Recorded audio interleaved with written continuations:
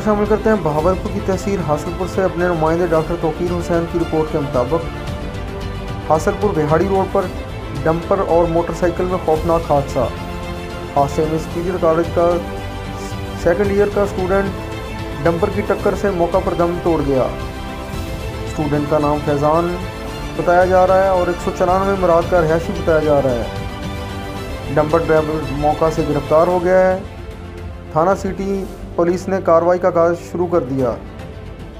Student की लाश को तहसील हेडक्वार्टर अस्पताल मुंतकिल कर दिया गया।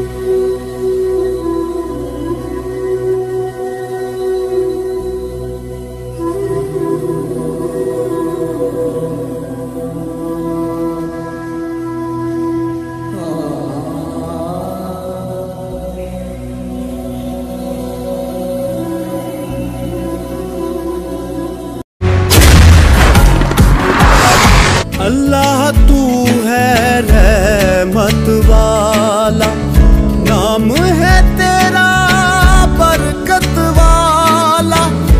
अल्लाह तू है रहमत वाला, नाम है तेरा बरकत वाला। तू ही मालिक तू ही रब है, मौला तेरी शान अजब